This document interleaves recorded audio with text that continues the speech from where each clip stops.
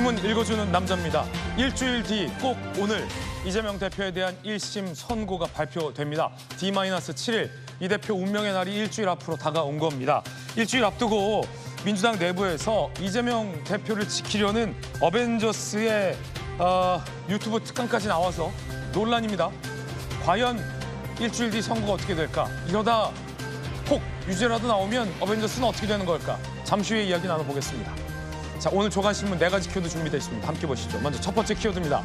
첫 번째 키워드는 이겁니다. 바로 고개. 한국일보가 오늘 일면에 썼는데 함께 보시죠. 어떤 기사일까요?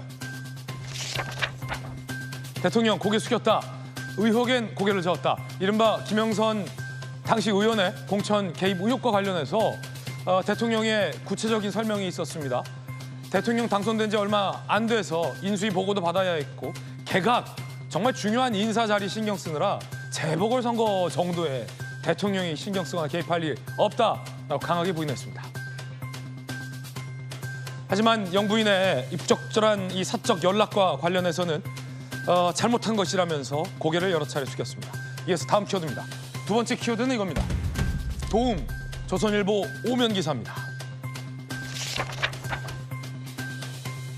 미국, 조선업 붕괴돼 해군력이 약화돼 있다.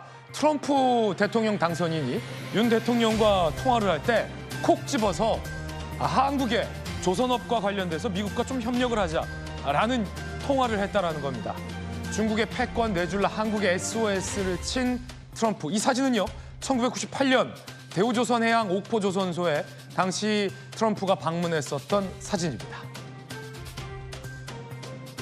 한국의 군함 건조 능력이 훌륭하다라는 걸 알고 있다. 이 트럼프 당선인이 윤 대통령에게 콕 집어서 대한민국의 조선 기술 미국 좀 도와달라라고 요청을 한 셈입니다. 이어서 다음 키워드입니다. 세 번째 키워드는 이겁니다. 부담. 한국경제가 35면에 썼습니다. 구속수사 늘자 교도소 수감자 6만 명 넘었다. 22년 만에 최대. 교정시설 과밀에 이 부담이 늘고 있다는 얘기예요.